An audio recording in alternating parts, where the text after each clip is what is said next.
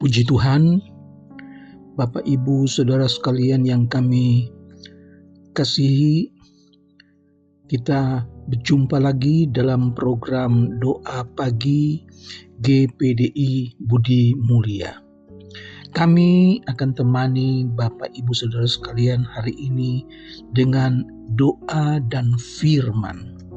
Untuk itu, mari kita mengucap syukur kepada Tuhan buat waktu yang Tuhan berikan kepada kita sekalian. Mari kita berdoa. Bapa yang ada di dalam sorga, kami datang kepadamu Tuhan Yesus. Mengucap syukur Tuhan berikan lagi kami kesempatan untuk mendengarkan firman Tuhan. Kami diberkati lagi dengan hadirat Tuhan. Untuk itu kami mohon Tuhan, pimpin program doa pagi ini dari awal sampai selesai. Kami serahkan ke dalam pimpinan tangan Tuhan. Di dalam nama Tuhan Yesus Kristus. Haleluya. Amin. Puji Tuhan, Bapak Ibu Saudara sekalian.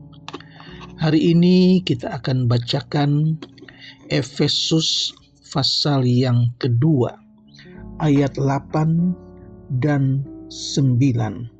Sebab karena kasih karunia kamu diselamatkan oleh iman. Itu bukan hasil usahamu, tetapi pemberian Allah. Itu bukan hasil pekerjaanmu. Jangan ada orang yang memegahkan diri.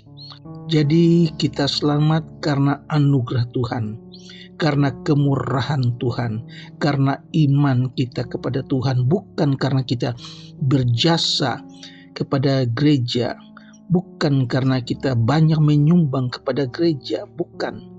Itu bukan hasil pekerjaan kita, tetapi semata-mata karena anugerah Tuhan. Haleluya. Untuk itu jangan kita merasa diri kita sudah hebat, jangan kita merasa kita diri benar, tetapi kita belajar merendahkan diri di hadapan Tuhan, karena itu yang Tuhan berkenan.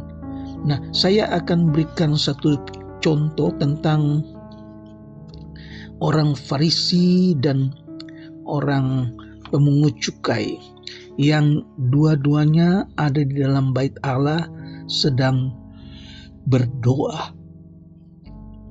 Kita sudah tahu ceritanya ini. Ketika orang Farisi berdoa, dia adalah seorang yang sangat agamawi.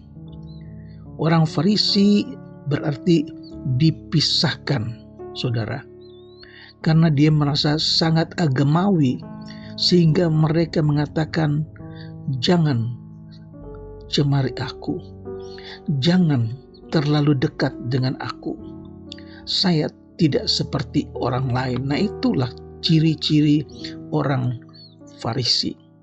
Sedangkan pemungut cukai adalah orang pegawai pajak yang dibenci oleh masyarakat pada waktu itu, karena pemungut cukai dianggap jahat, orang berdosa, koruptor yang menarik pajak tinggi dan memasukkan pajak itu ke kantong pribadi dan sebagian distor ke kas pemerintah Romawi. Bapak Ibu Saudara sekalian, nah kita dapat bedakan sini tentang Farisi dan pemungut cukai. Orang Farisi datang ke bait Allah dan dia berdoa. Dia mengucap syukur dan dia berkata, aku tidak sama dengan orang lain. Aku bukan perampok. Aku bukan pezina. Aku tidak seperti pemungut cukai ini. Aku berpuasa 2 kali seminggu dan aku memberikan 1/10 dan penghasilanku. Dia begitu menyombongkan dirinya, tetapi pemungut cukai berbeda sama sekali. Dia berdiri jauh-jauh. Dia tidak berani menengadah kepalanya ke atas. Dia katakan dengan memukul diri, katanya, "Ya Allah, kasihanilah aku, orang berdosa ini." Ayat 14 dikatakan Yesus berkata, orang ini pulang ke rumahnya sebagai orang yang dibenarkan Allah, sedangkan orang Farisi tidak. Meskipun doanya panjang-panjang, tetapi tidak berkenan kepada Allah. Allah tidak suka orang sombong. Sebab barang siapa meninggikan diri, ia akan direndahkan. Dalam Injil Lukas ini dikatakan barang siapa meninggikan diri, ia akan direndahkan. Orang ini dinyatakan benar di hadapan Allah dan didamaikan dengan Allah. Dengan kata lain, dosanya diampuni. Ini adalah seorang pemungut cukai, saudara-saudara.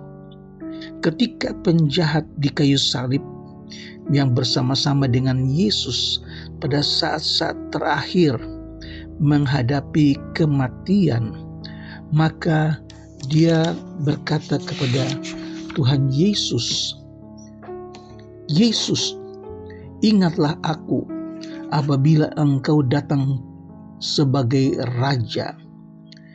Kata Yesus, "Aku berkata kepadamu, sesungguhnya hari ini juga engkau akan berada bersama-sama dengan aku di dalam Firdaus." Saudara, puji Tuhan, penjahat tetapi bertobat.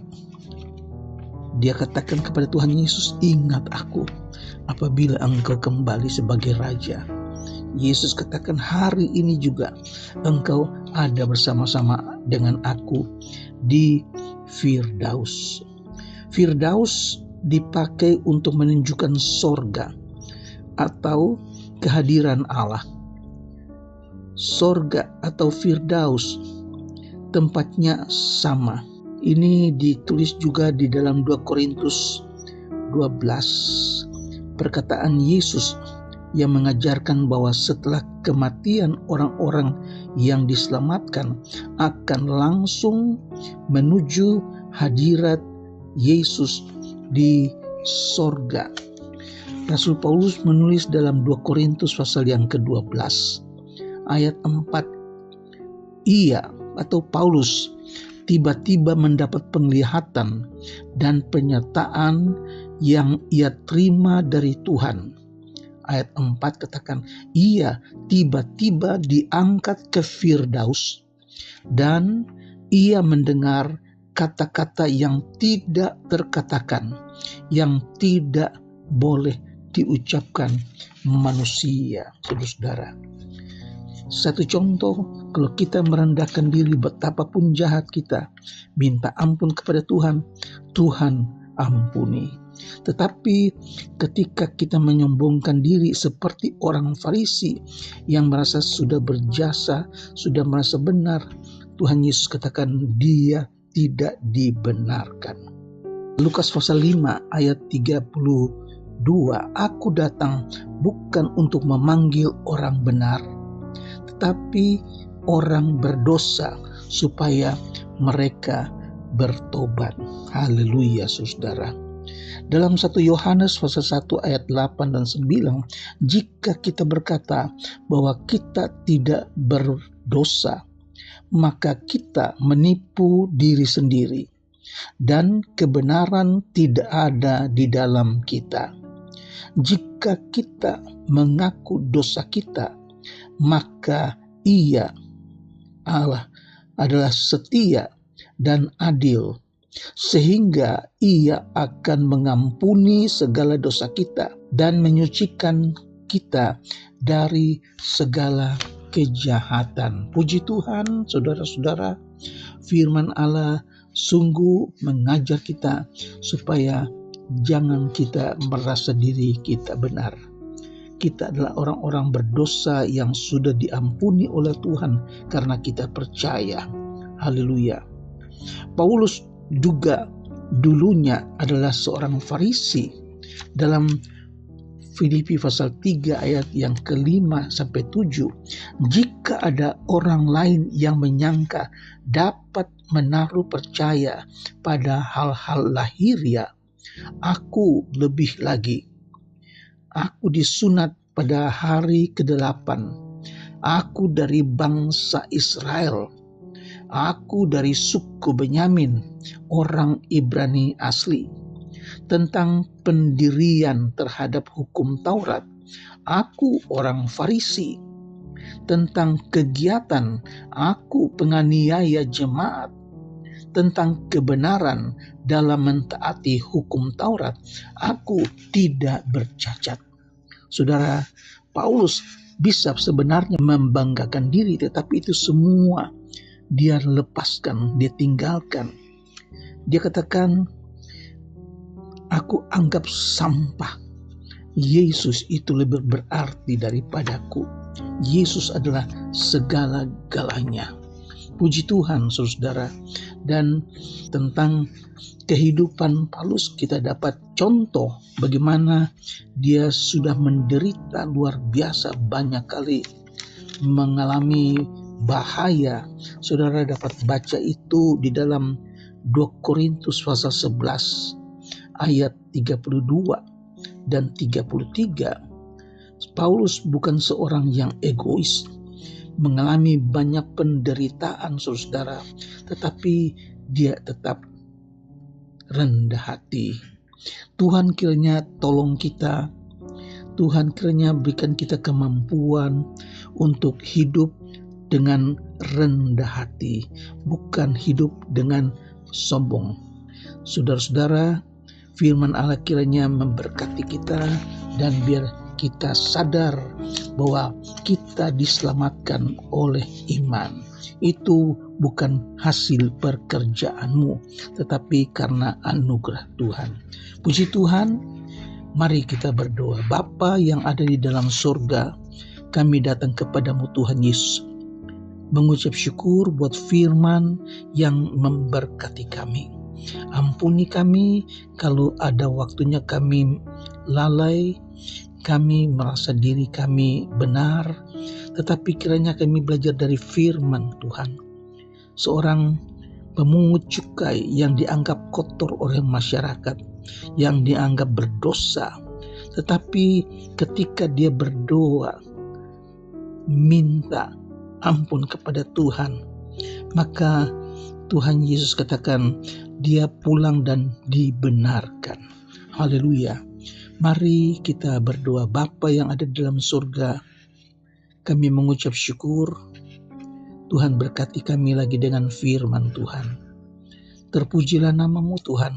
Hamba-Mu berdoa buat jemaat Tuhan yang dalam keadaan sakit, baik dirawat di rumah sakit, baik yang terbaring lemah di rumah. Kami tidak menyebut nama mereka satu persatu, tetapi Tuhan yang paling tahu. Kami berdoa dalam nama Yesus. Tuhan berikan mereka kesembuhan, mujizat terjadi karena Engkau berkuasa.